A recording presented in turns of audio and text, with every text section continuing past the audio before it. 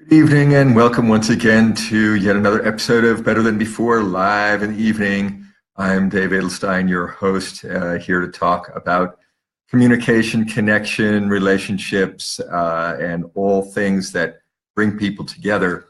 This evening, I'd like to talk a little bit about self-control and other control.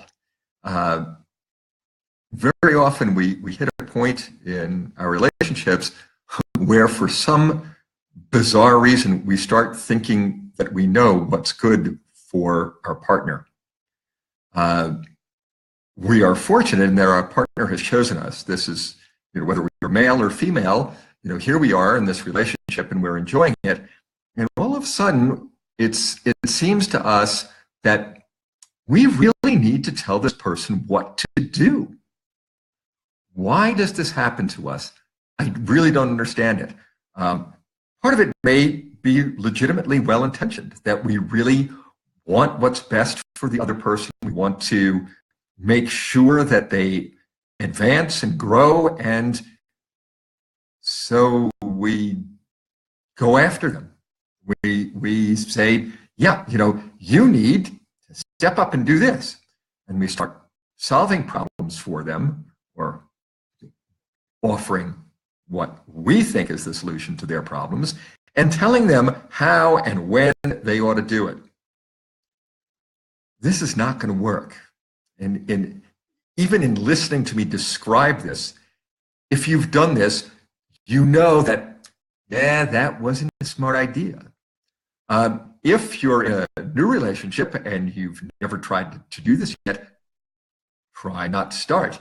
The only thing that we can control in life, as I've said before, is ourselves. Self-control is it. Self-control is our limit. We can't control someone else. We can't make them do what we want. We can't even make them do what we think would be good for them. Why not? Because they are adults. And in their adult wisdom, they've gotten together with us. Don't try to change them. You may be changing the very thing that drew you in. Control and domination will not work. Sure, being secure in yourself, having a powerful aura of self-control is a beautiful thing. To be decisive, to be strong, to have a clear vision of yourself and your future, to manage your emotions wisely, to speak thoughtfully. These are hallmarks of self-control. When you start saying, you need to do this by next Tuesday, you're in a bad zone. You're in a bad zone. You can't do that you can't do that for your partner. Why not? Because they are your partner. You're not there to run them. You're not there to manage them and make them do what you think is a good idea. That's not what a relationship is for. A relationship is to bring two authentic, independent people together to live their real lives in each other's presence.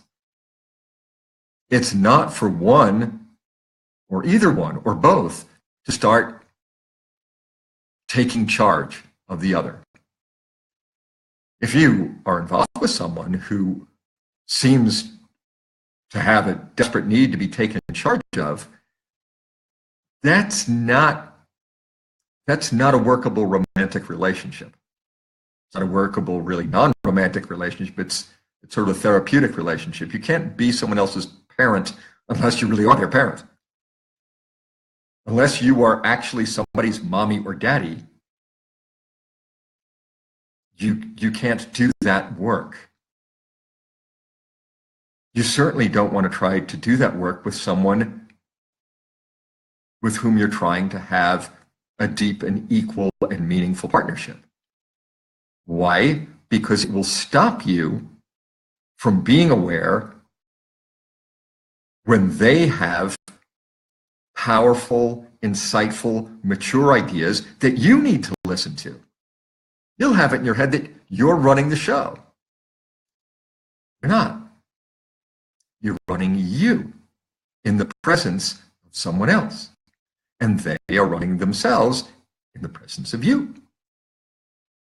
And that's a potentially workable situation. You can't absorb the other person like the blob. You can't envelop them in your gelatinous mass. You can't do that. You have to let them be. You have to let them make their own mistakes. You may say, gee, you know, I'm a little concerned that that's your decision. I see trouble there.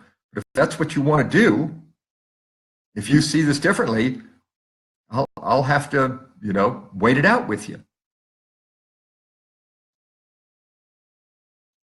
You can't move them around. So here we are, Saturday night.